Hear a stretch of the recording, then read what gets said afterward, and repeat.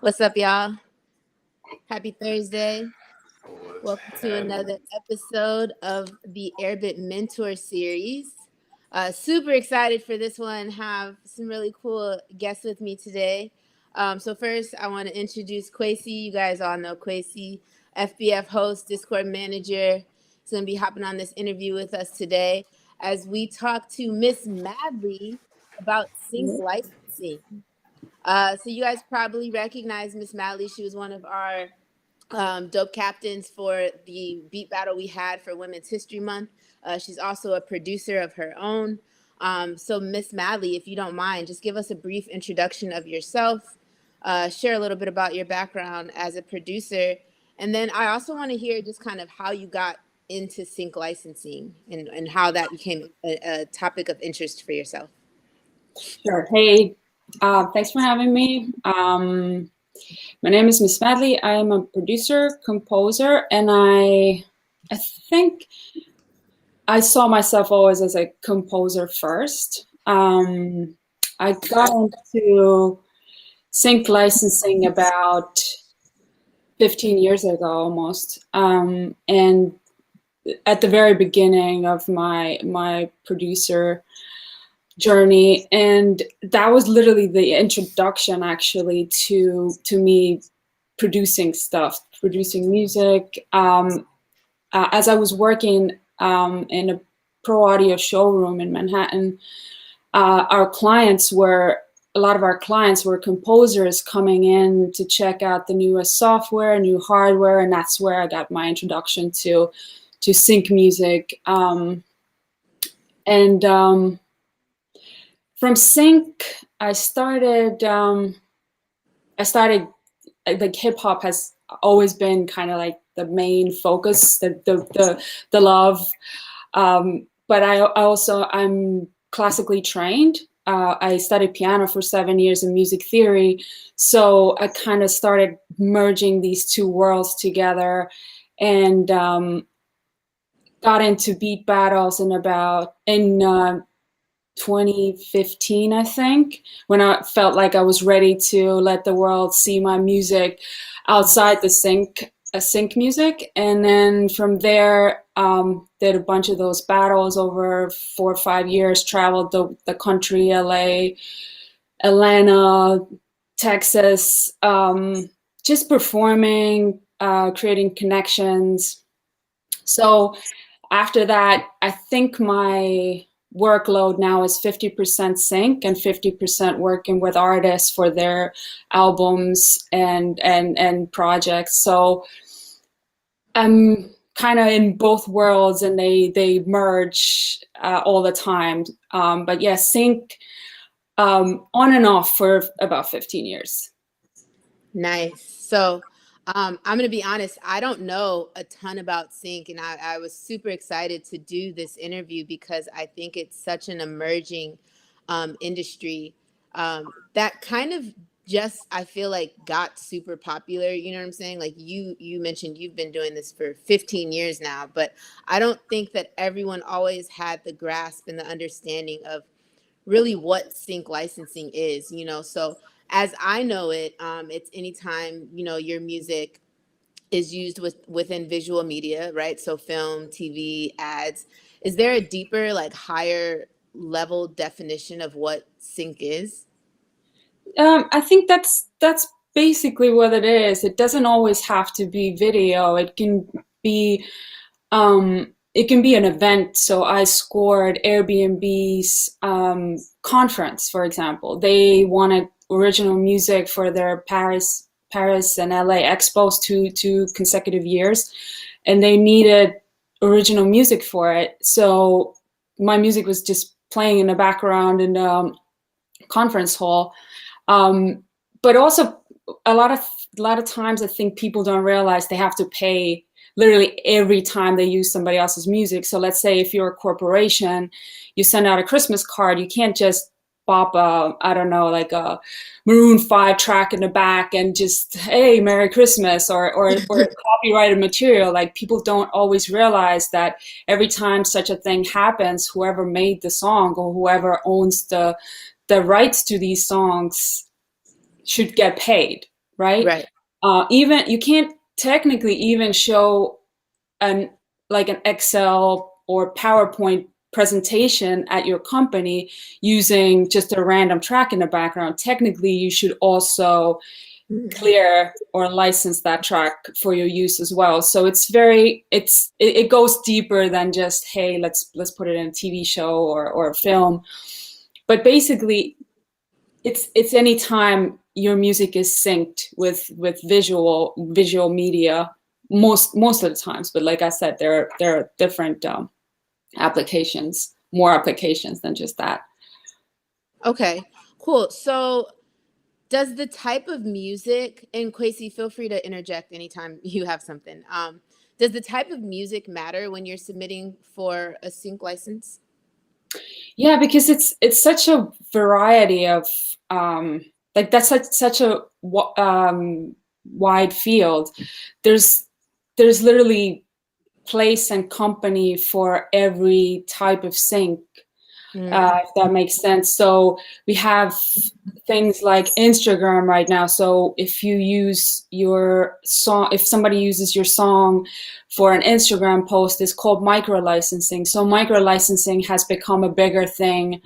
Um, it didn't even exist, I think, 10 years, 15 years ago. So every niche more or less has its own home or company or set of companies that deal with it. So yeah, so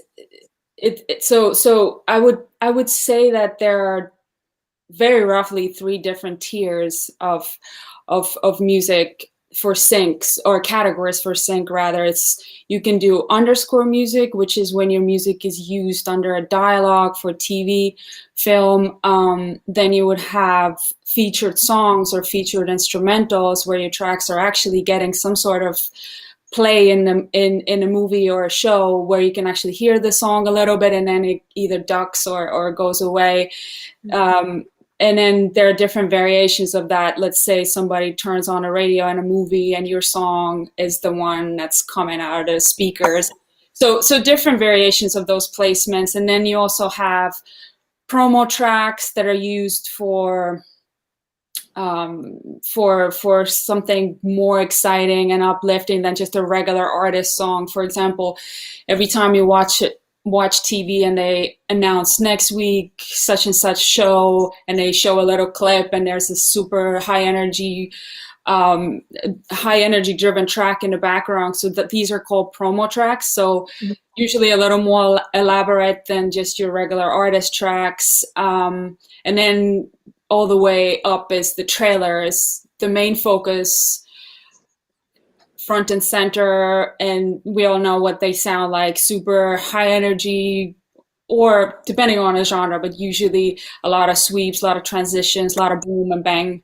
So basically we come from something in the background to something that's in the center of attention, and then variations in between. And different companies usually tend to have different focuses. So there are companies that are focused more on trailers, or there are companies that have different departments for trailers or for catalog music, which is what underscore and the featured songs would kind of fall under. So different variations, different ways to dice it, but they do have their own home, more or less. Right. I wanna like lean into that for a second. In the idea of approaching uh licensing, right? Specifically for placement. Can you do is are different if you use, let's for example, if I make a beat and there's a lot of cinematic elements to that beat, and I want to maybe create a different version of that beat, right? That's more sync friendly. Does that require it to be registered as a completely different work or the same work? Just curious as to how you probably used something and repurposed it in the past. Like, can you give some insight to that? Yeah, of course. So we're diving straight into the rights category, which is I guess one of the most important parts of sync. So aside from your music being up to par and really good and licensable, one of the main things in sync and in any music business area anyways, but in sync specifically is you need to know the right side. You need to know the business side. You need to know how to how and who to sell the tracks to, what can you use in those tracks and what you can't use. So we'll get into all that. That's just like a topic in itself, and it's super important because it can literally make or break your career in sync or in music industry. So to answer your question and to start to unravel this from that point of view, let's say I make a beat and I've used it for something else, for an artist track. It's already been put out, like the artist already released this track, and now I'm thinking, let me repurpose this for film and TV. You could, but then you would have to know who owns the rights to this. Right. If there's an artist on it, most likely you're not the sole owner of the master rights and the publishing rights. So so either you talk to that person or you just don't do it, because like the messiness is the biggest no in sync, like messiness and as far as your paperworks go and the licensing clearance basically goes. Okay. So you can, but basically just, I guess we would have to start from the basics of the rights. So as far as sync goes, the main thing is to make sure that you know who made the track and that you have the license or a green light from everybody that was involved in this. So the term in industry is called one-stop shop, meaning that if somebody reaches out to me and says, hey, Madli, do you have a song for this upcoming movie? Then I would have the power of attorney or just some sort of written agreement with the people whom I made the song with. So I can act as a person, as an agent to shop the song or pitch the song. So big things here are making sure we don't use any samples, any sampled music, anything that's been released. So unless it's cleared. So TrackLib, for example, is a great alternative if you like sample-based music and this is the way you create, to use something from TrackLib and make sure that you have that clearance and you can write off, because a lot of times you get the contract at the end of the rainbow where they specifically ask if you have the permission to use any of the music or if you used anything that's sampled and if that sample is cleared. Secondly, using loops. A lot of times splice has been a go-to for a lot of sync producers, mainly because usually the turnaround in sync is quite fast. Like you have to sometimes be able to turn something around in 12 hours.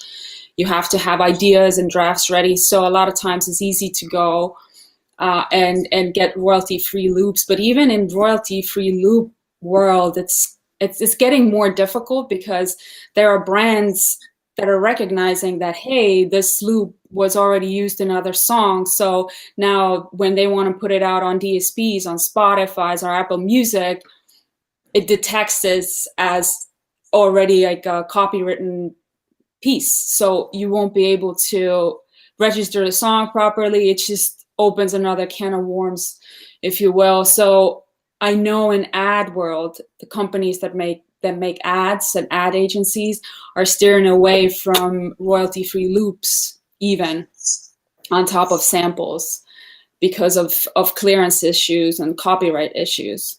So with that said, I'm not saying that you can't use a splice loop or any royalty-free loop. I'm just saying that you can't necessarily use it as the centerpiece of the song. So let's say you pull a guitar riff and you put it in your track. you have to modify it, at least pitch and tempo. But if you think about it, it's like Shazam. Like if Shazam can pick it up in the form that you have it, then it's probably going to create more issues down the line. So you want to be the person who, you know, takes care of it out the gate, and they're not going to be that difficult producer who always has issues with their music. So because that will blackball you from the business. So yeah, so that's loops. Then just working with people and knowing who they are signed to. A lot of times in sync world, companies want work that's not signed to any other publishers, because these companies sometimes or oftentimes want to act as publishers, or want to share or getting a piece, or want to share the publishing. So if I'm signed to another publisher, then there's going to be an issue there. Like they're not going to be able to fully own the publishing of this track because I'm already signed to somebody else. And the same goes to anybody that you work with. You have to, I'm not saying it's impossible. It's just, you have to let everybody know that, hey, by the way, the artist that's on this track is signed to such and such. And then you can create custom paperwork for it. But a lot of times companies prefer people that are not signed, that are free agents. So yeah, that's for, let me look at my document here. Let me see if there's anything on Clarence side. Thank you. No, that was very clear. And Brittany, I know you had a couple questions as well, but thank you for stepping into the rights, and I'm sure you're going to circle back around to it. But that was a key detail for producers, because if you produce a lot of different types of stuff, being able to remix what you have and what you own to use it is going to be really important. So yeah, thank you. Yes, you have to know also what companies are exclusive and what companies are not. And then the word exclusive is also confusing sometimes, because it can be exclusive to you, meaning that I can only work with this company, and that's usually the publishing situation. Or it could be, is this particular song exclusive to a library, right? So a lot of times is that any song that you create and then you pitch to a company and they say, yes, I would like to take it, it's most likely assumed that it's on exclusive basis, meaning that you can't sell it or pitch it to another company. They own it.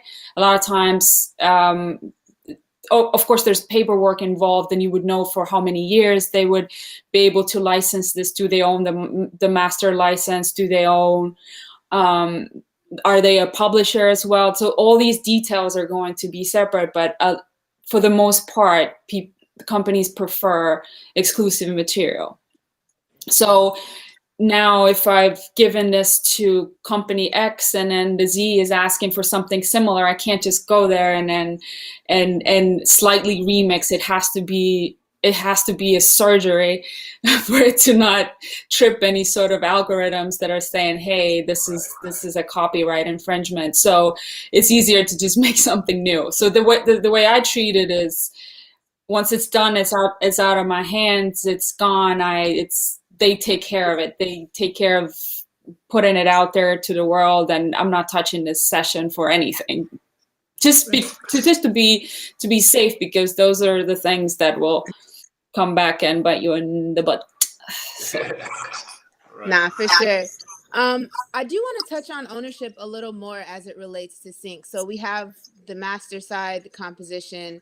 I know split sheets are involved. There's a publishing side. Is there anything I'm missing? Can we break down a little bit more the overall, I guess? Yeah. So a lot of times, and that I think pertains both the music industry and artist placements and sync, is that producers often think, oh, all I got to do is get my ask up or BMI and I'm good to go, and that's not true. Right. That's only part of it, and there are so many more rights involved in anything that goes out to sync and to labels. So I guess the main thing is like the subject is also so vast that it's hard to kind of crunch it in 5 to 10 minutes, but it's super, super, super important to know what you're doing business wise, because I only give you one example, but there are so many more places and forks where you can go the wrong way and just lose out.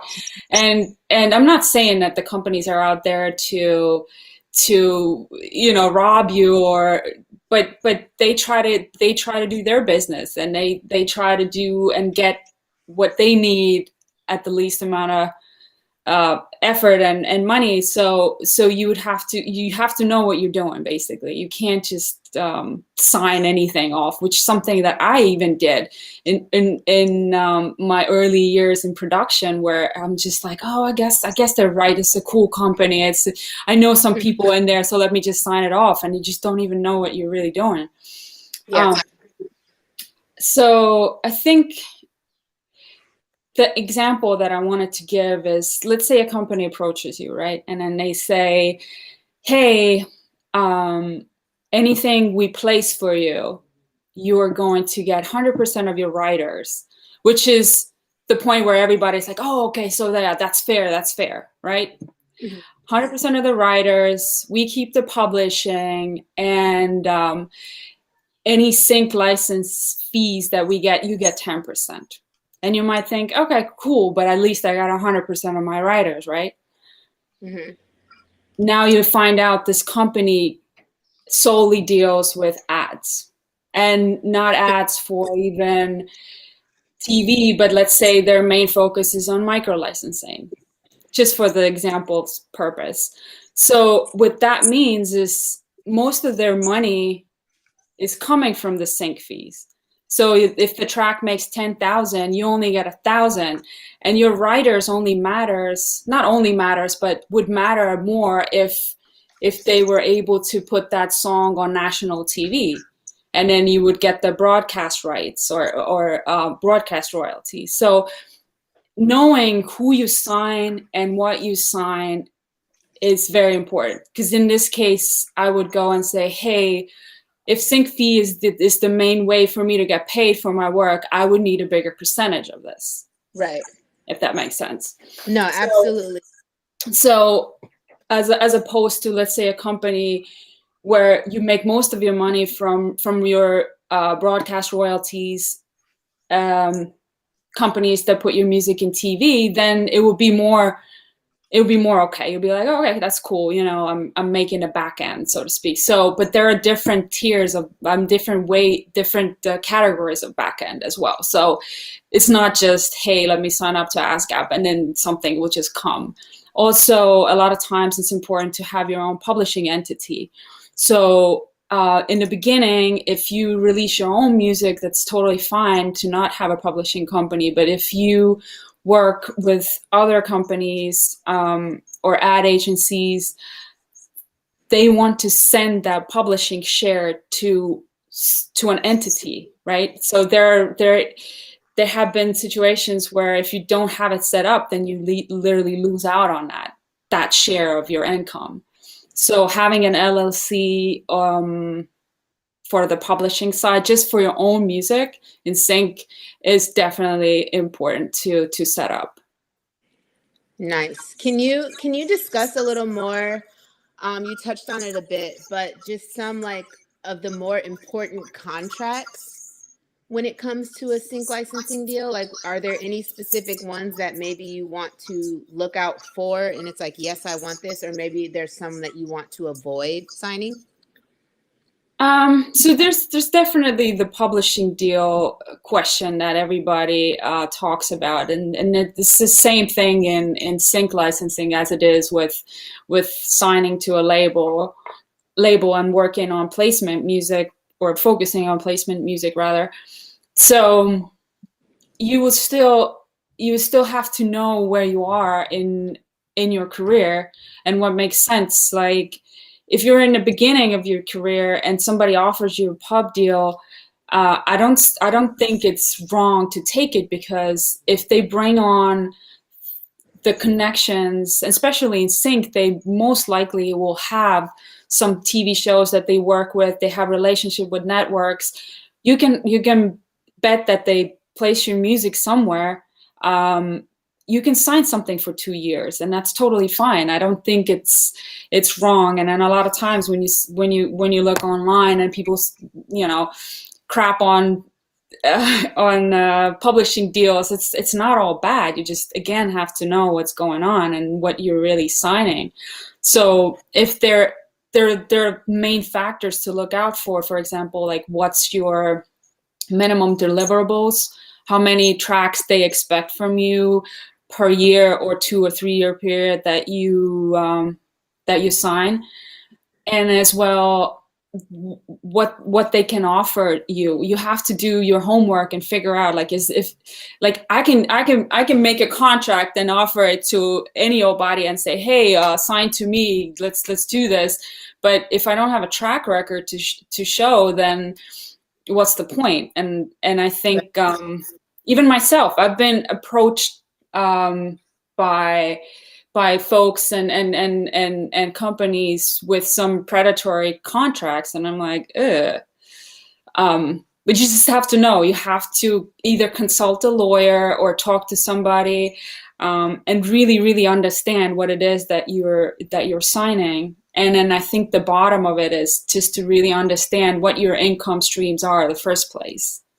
Mm-hmm. And how you really make money in music, because sync and artist music is pretty much the main concepts are the same, and then they also merge a lot. A lot of times you can get a sync placement through working with an artist and the other way around. So I think, yeah, that's I can't stress this enough. Right. I do have a question about that. So let's say you have your own publishing, you've created your own library of work. What is like standard in terms of in terms of collaborating with the music supervisor, right? Do standard deals usually mean, like, let's say if it's on like MTV or something, like they have a specific kind of template, a specific kind of budget that's on average what it is? If it's like a reality TV show, and like what on average has been your experience on something like that, or like for I don't know, like a movie trailer or something like that, right? If you get something as big as that, like what could that look like? Do people look at it as, is it a percentage of the sales of what they have? Of like contracts for you? Look, you talked about predatory contracts. Like, what does that actually look like? And what has your experience been with that? Yeah, I think for this, we also have to rewind a little bit, because the bag is different depending on who I work with, right? If I am the lucky person who has created all these relationships and have proven myself in the industry to be able to go straight to the music supervisor, who is basically the person who's in charge of choosing which track goes where, then I don't have the middleman cut that I have to give to the publisher or the catalog or the agency that I work with. So that it makes a drastic difference already by itself. For the most part, when you start out, or even when you're not starting out, but you're not the person who wants to do the admin stuff, or if you don't have access to music supervisors, then you would go through a company, like production music company, aka library, aka music catalog, however you want to call it. And these are the entities, like I explained earlier, that have different focuses. So some may be more towards ads, some may be more towards underscore music. So it's different. But as soon as the middleman comes in, which is actually great. I'm not saying anything bad about it at all. I'm just saying that it changes how much money you can make off of any particular thing.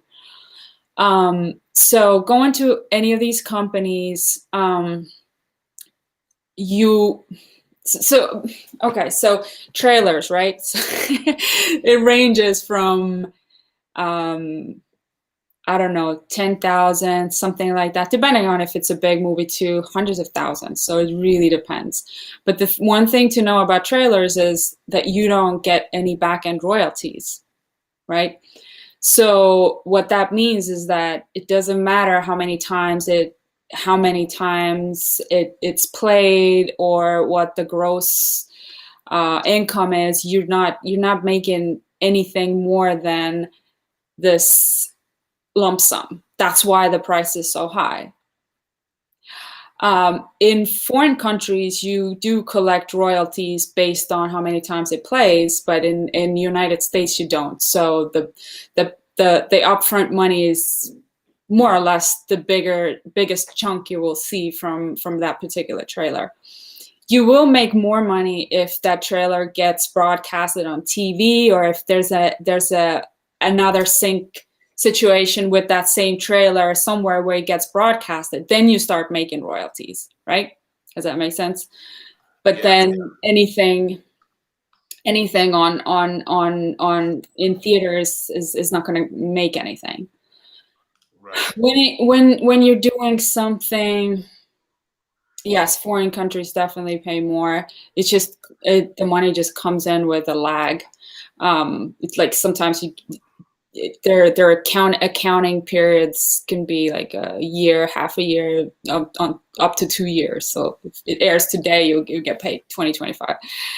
Not exactly, but something like that. But yes, that's an absolute, like, it's a long game in every sense of the word. So I never knew that you did not get paid royalties for trailers in the States. It's usually a big lump sum for for trailer. Yeah, so for theater play, I should be more specific, because there are instances where you can make more money, I mean royalties off a trailer, but it's just the theater plays don't count for. Versus, let's say, if it's on TV, then you can count, hey, it played not that many minutes in prime time, so therefore you are owed X dollars, because that's the math that they usually do to determine how much you're owed. And now that kind of goes into explaining how much you would see from reality TV, or how much you would see for use in a TV show. It depends. Like, it could be from $15 to hundreds to thousands. Like, it just really depends. Like, if you make a theme song for a show, that's thousands of dollars. But if you make that, or it could be even more. If it's a hit show, you can make 6 figures. At least you used to make 6 figures, because that's another story for another day. But like, the prices have also changed quite a bit over the past 10, 15 years. At least the amount of time that I've been involved. So, but if you make a song for something that streams on HBO Live or HBO Max, then you're lucky to make $100 off of royalties by itself. So then again, knowing what you're doing, if you know that you're creating a theme song for something that's on Netflix or HBO Max, and the money is not that good, or you can somewhat predict at least the bracket. Again, like, it's a lottery, not a lottery, but something that you don't really have the ability to gauge as much, but you can have the ballpark at least. So now knowing that, hey, Madli, can you make something that's going to be on a streaming platform? Knowing that my back end is going to be like $17, I'm like, okay, so please, $5,000, $10,000, or whatever the amount that I feel comfortable with. And again, that's why it's super important to know what you're doing and who you're working with, and where engaging as much as possible before you sit down and okay, let me make this. Like, Cool. Okay, because that led into my next question. Is there a general like monetary breakdown from sync? Like, is there a certain amount you should be able to expect up front? Is there a certain amount that you should be able to expect on the back end? Like, how do you ensure and make sure that you are getting paid like the money that you deserve for this? Is there like that standard, like set standard for this? There is zero set standard for this. With anything else, it's similar to the placement game. Like if Usher came and said, "Hey, can you give me a track?" Knowing what Usher does and his numbers, and maybe not Usher, but let's say the Baby or somebody that's super popping, Right. you can get it for $0. I don't care because I know that there will be back end. I know that my paperwork is going to be on point. I know I'm making sure that I get what I need to get. And then given that you sign off on this, you can get it for free. But Yeah.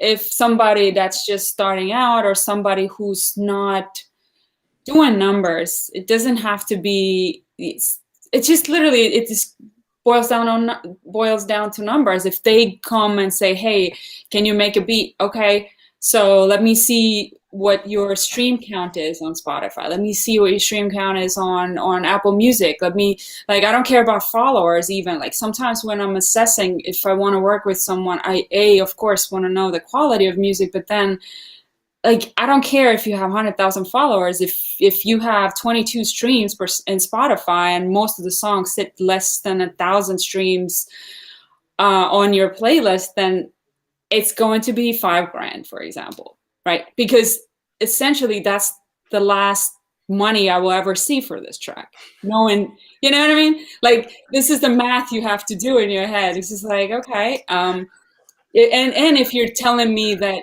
you don't have the budget, but we're really going to pop off, we're not going to pop off anywhere, right? Like you don't have the money to put it behind the marketing. You don't have the money to put it behind going and touring, and this is not going anywhere. It's just facts. like Yeah. 40,000 tracks are being released. What was it? I think the count is even more per week, I think, in Spotify. So there's no way you're just going to, fly to the moon off of this family sharing and, like it's not going to happen. Right. And the same thing works with companies, right? You are on a roll right now. You painted the picture very clear. Like you got to pay up. That's what. I mean, it's just me learning the hard way, right? So it's been many times when you get fooled by, my manager works at Sony and we're gonna get this off the ground or whatever. And years later, it's just not doing anything. So you just have to look at your time and really consider like what's worth it. Even in sync, it's the same thing. Like if somebody's sending you a brief to, let's say, Temptation Island, okay?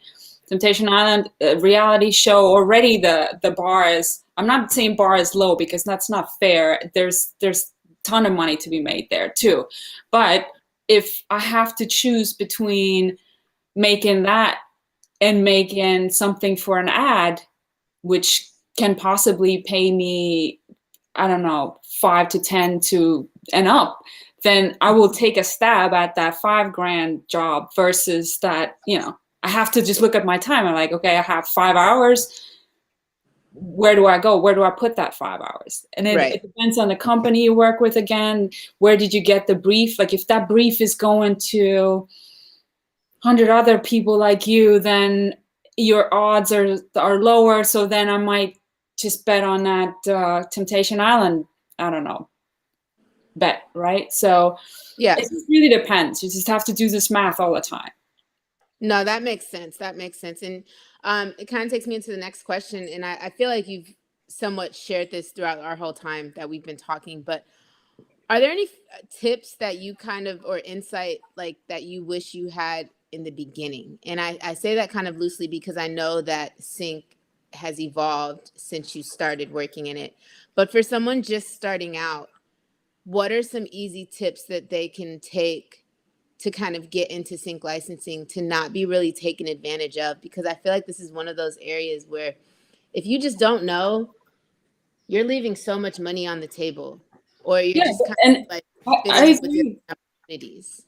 I agree, and I think that, but it also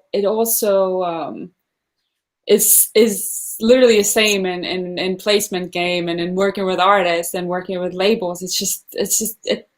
Like knowing what you do is just such a big part of being successsul. Um, Yeah.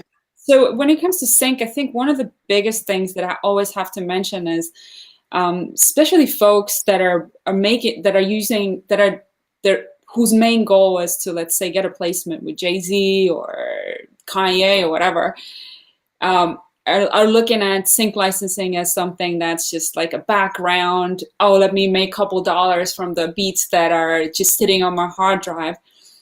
Yeah. And that's such a wrong way to look at it, only because you will be just wasting your money and time and energy for nothing. You are literally going against folks that wake up and work on sync licensing from 9 to 5. So your throwaway beats or your okie dokes are going against somebody else's best job, best work. Yeah.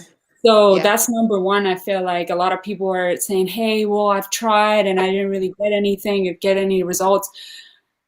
You have to go super hard and sync as well. Like, it's not something that that's just there. Like, yes, there's a degree of more of leniency, I think, where you can get away with more, if that's the right way to put it. But if you really want to make this a career, and there's a good chance you can, and anybody can, that's good at what they do as far as production and composing goes, then you just have to take it seriously. And also there's a degree of there's more admin for you to do as a sync creative versus if you're making music for labels.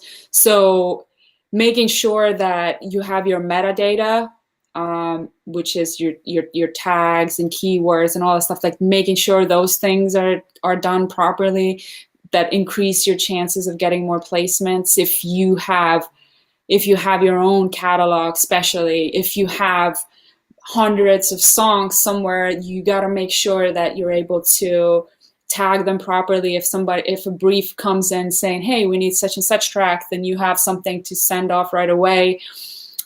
Being efficient in what you do. I have a question. I'm yeah. sorry, real quick on that train of thought. So how does this relate to BMI or ASCAP or Sound Exchange when you get placement? Is there a different way of registering it, as opposed to if you were to register it to DistroKid or something like that? Is it no different from that? Or is there any additional things that you would have to consider with Sound Exchange or BMI or any pro that you're registered with? So that these are, like, I think, two different things, because in BMI, like, so what I was referring to more so is to have a system on your own, of the catalog that you have at home. Because some of the big mistakes that I had earlier on was that I thought, oh, I know my tracks, right? Like, I don't have to have a system. I don't have to have a catalog or an Excel sheet. I know them by name. I got this. Now you get to the point where you're like, I made this track, really? Like, where is it? Where did I place it? Where can I? Is it free to go? Like, not having that document with all the metadata and all the stuff, like, it's just you're lost. Like, and you can make a mistake of submitting the exclusive beat to another company without even meaning to do so. You just don't know. You thought it was a freebie, and you thought it was free to go, and not realizing that you signed a song to another company 5 years ago, and now you end up, you end up having an issue, and you didn't even mean to do it. It's just like, it's bad admin on your behalf. So these are definitely the things to look out for. Like, out the gate, to create some sort of I used FileMaker and I've used Excel, and just to put all the stuff in there, tempo, key of the song, like so many times people come back to you and say, hey, what was the key? What was like, and then you have to pull up the session again. You have to pull up all the stuff. Like you wasting so much time where you could just go and check your spreadsheet and you're good to go. So, but that's further down the line when you already have a catalog to work with. But it becomes difficult even at like 50 tracks and up. Like you just don't remember anything. Right. Organization is extremely important. Organization is key. Yeah, for sure. And also to that, real quick, I do. My bad. Go ahead, Quasi. Yeah. So there is the piece of making sure you have a file system yourself, right? So that it's tagged, so that if a music supervisor or someone from their team is gathering music, they can find whatever they're looking for within your own personal catalog of how you've kind of created that, right? And so in that concept, are there some right and wrongs in how you categorize your stuff, and how did you build that file system over the years, right? Because obviously you have some experience there. So I'm just curious as to like, okay, well, how would you go about that if I had like 200 pieces of work that just didn't end up being beats, but ended up being vibes, right? And I'm like, oh, I can make this fit for this type of mood or whatever. Like, how would I approach categorizing that? First of all, I am the worst person for that. Like I am as lazy as they come. But I just had to learn the hard way by making so many mistakes, wasting so many hours on things that could have been done in 5 minutes.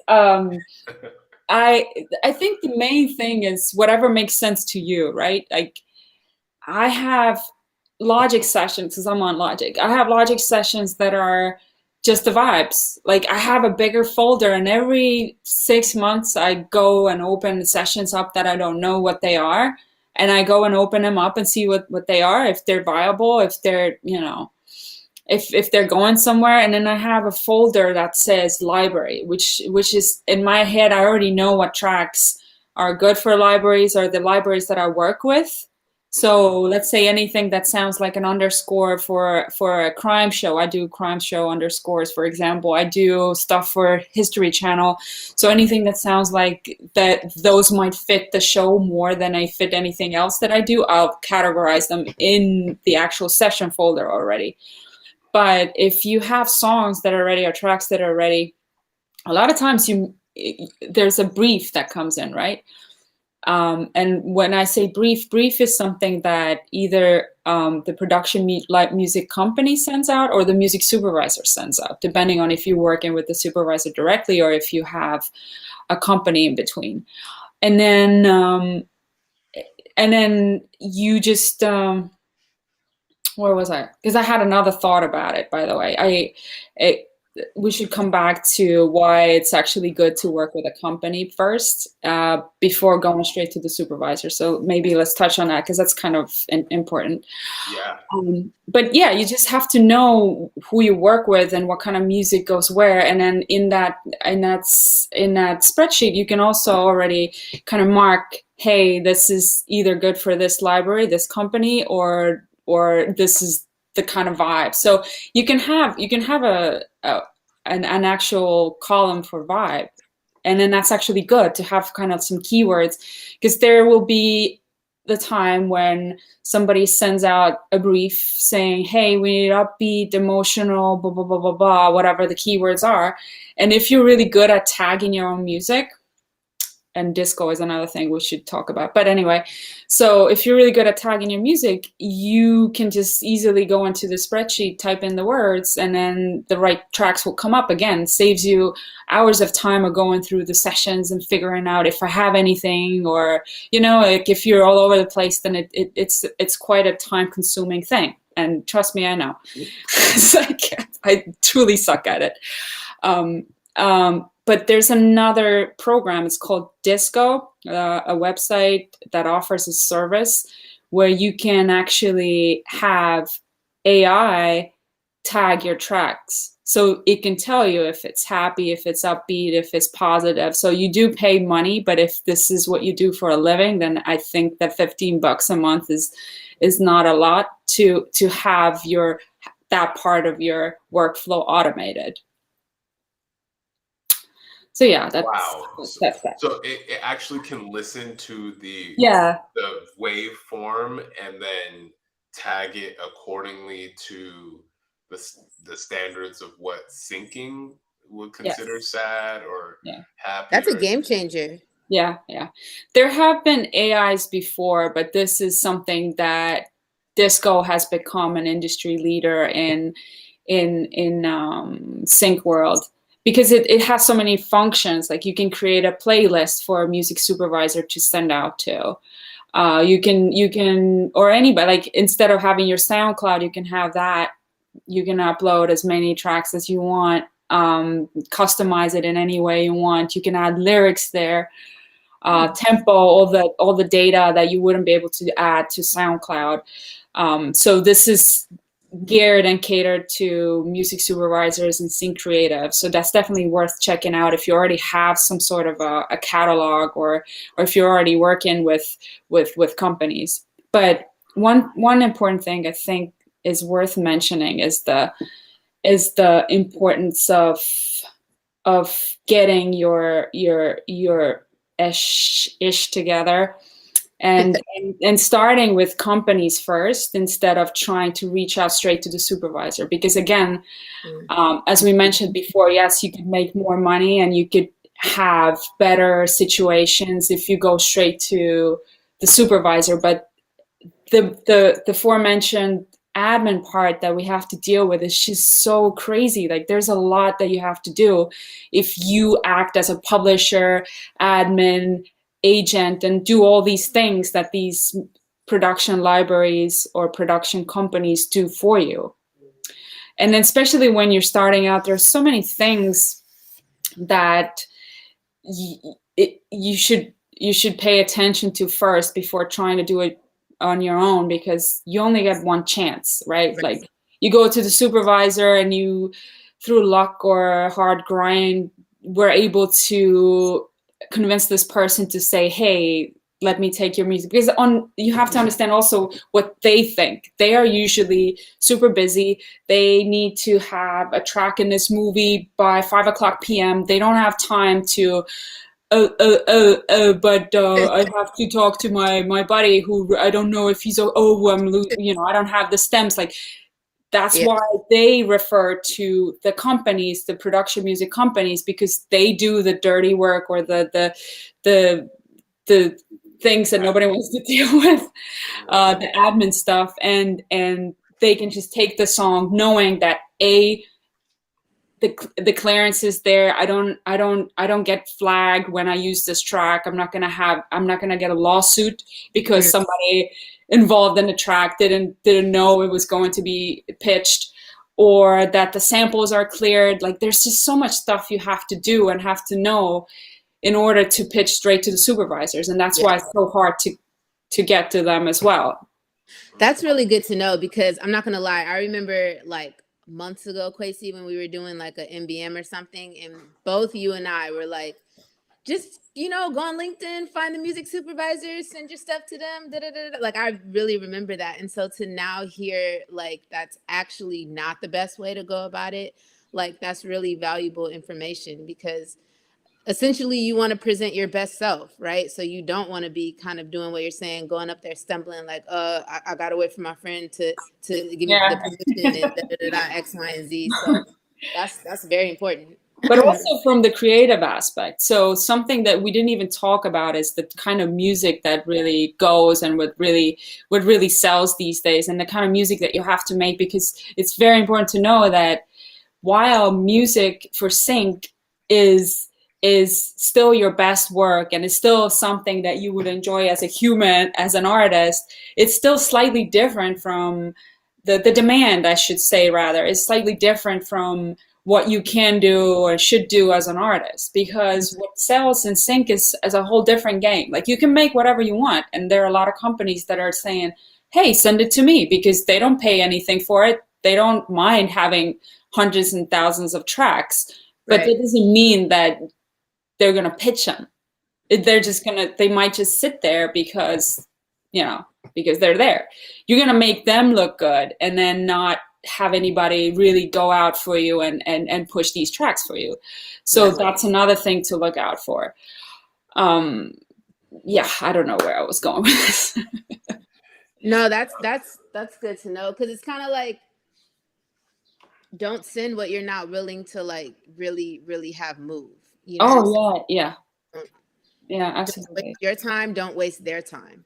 Right. Really yeah. So creative point is that a lot of times these companies, especially when they're, because there are sync companies and sync situations where production music library will pay you to make money, to make music.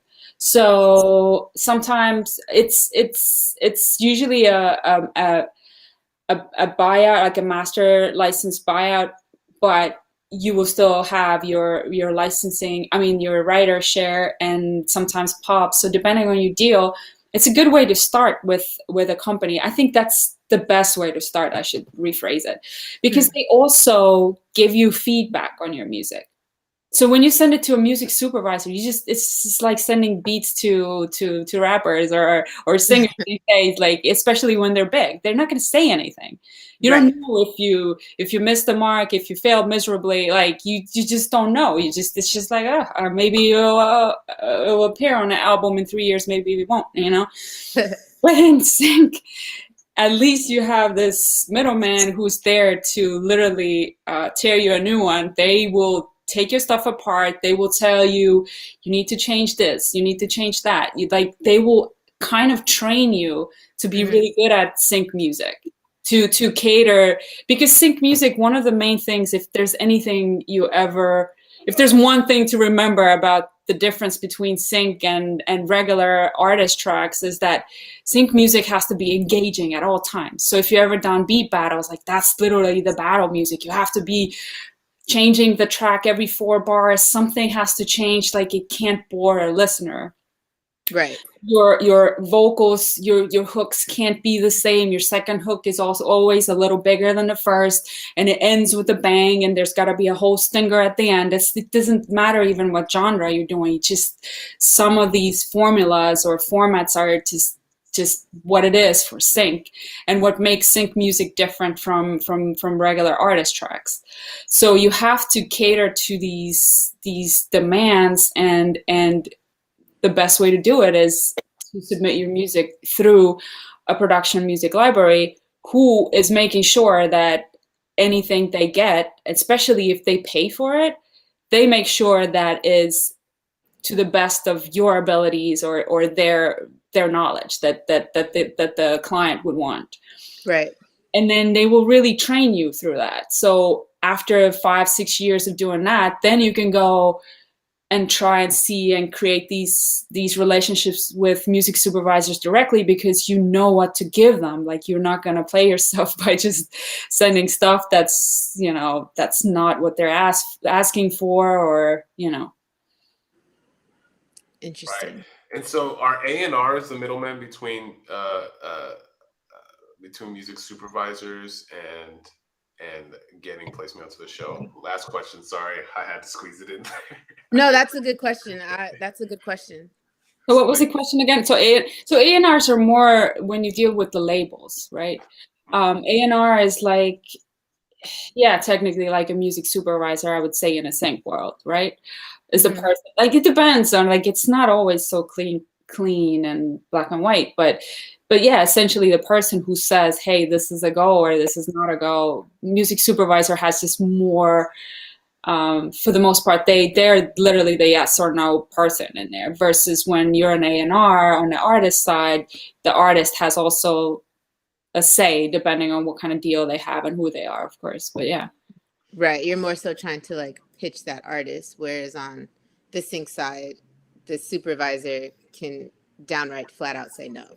if that's their job is literally to pick what goes into what scene, like what accompanies what scene, basically what music is being used.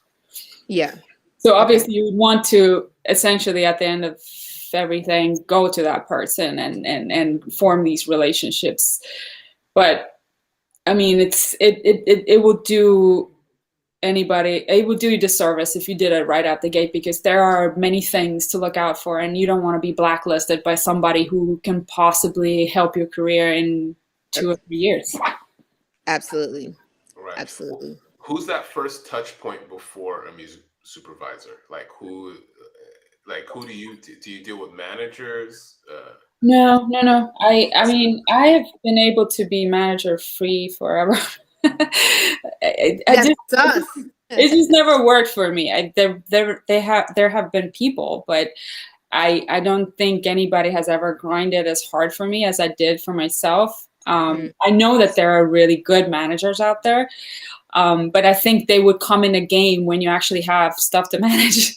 Like in the beginning, it's just like if anything, you would want an agent, somebody that pitches work for you. But manager, in the classical sense, at least, is still somebody who deals with stuff with business that you already have, So, I mean, your first line is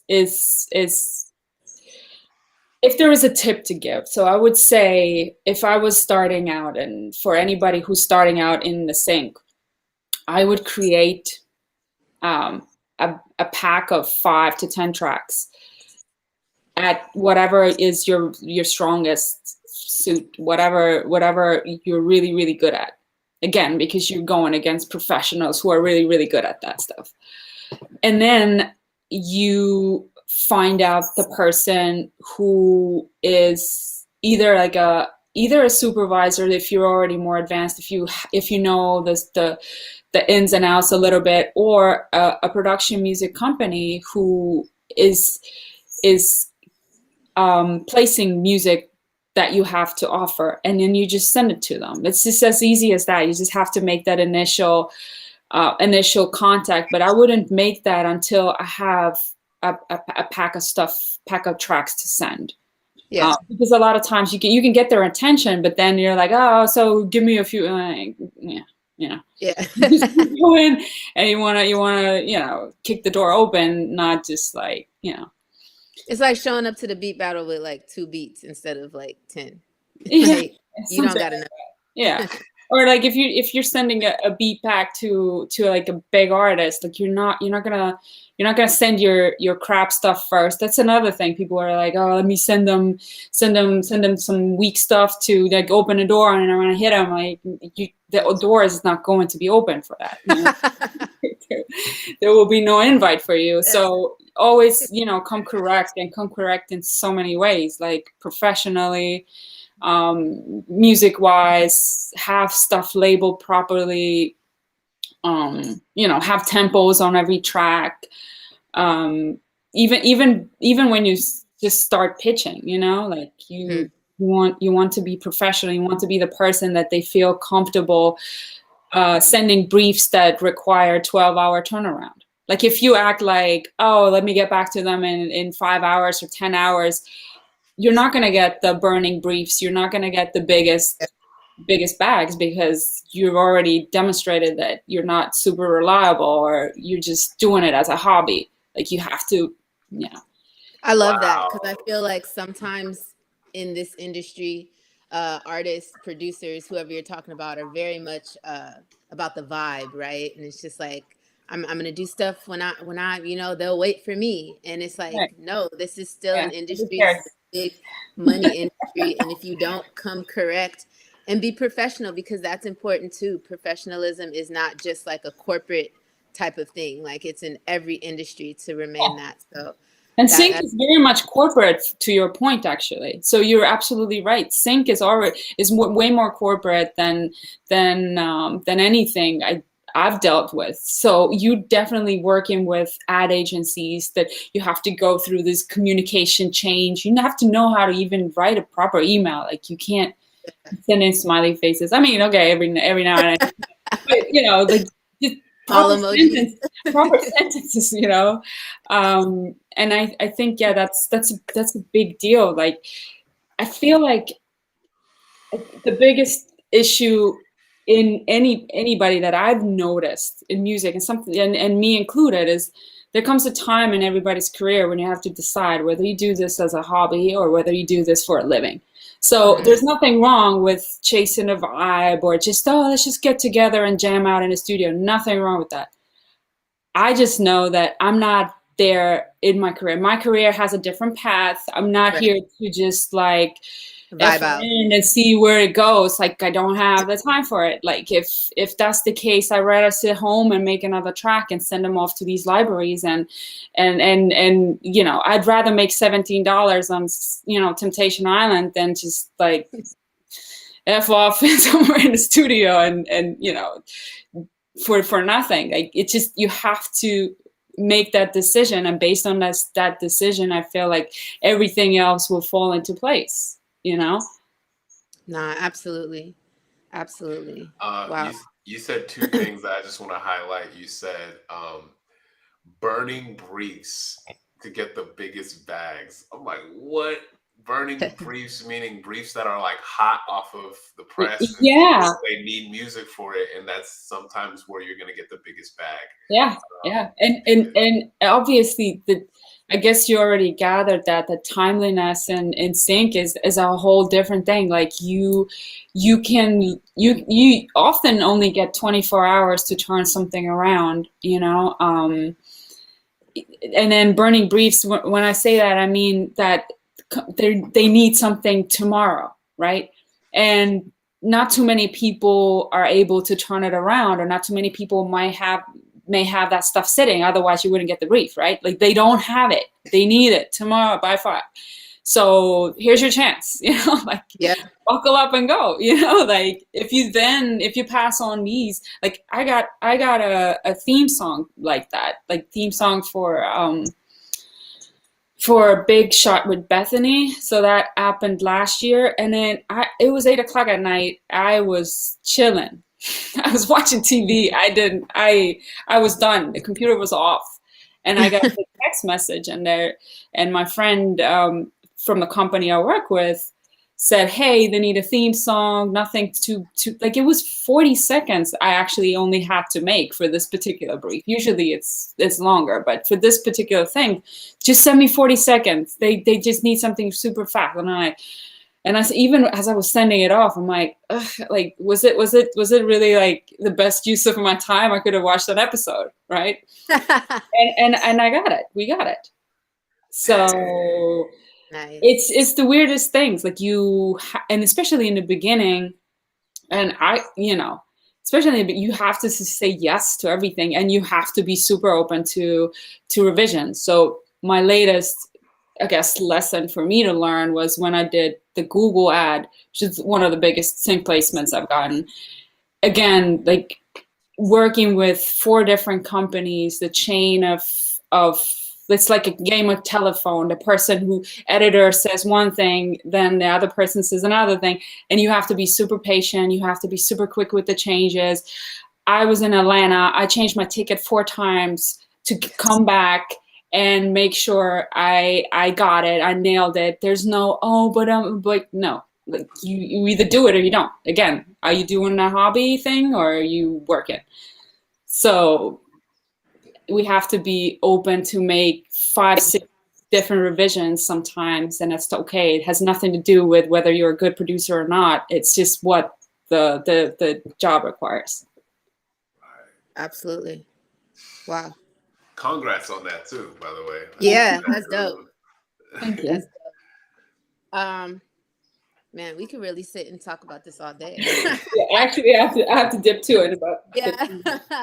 No, but I just, let's end it on that note. Madli, thank you so much. I know you had a syllabus that you wanted to share. So I think what we can do is kind of doctor that up, and maybe that's something that we can put on our Creator Hub, just so that other producers kind of have access to that information and Yes. can kind of know where to go off of that. Cool. Nice. So that's um, that document that you were referring to is mainly touching the points of like what kind of music is sought after, what the actual creative part of things, which we really didn't touch on, which is it's easier to read and then digest, I think. yeah.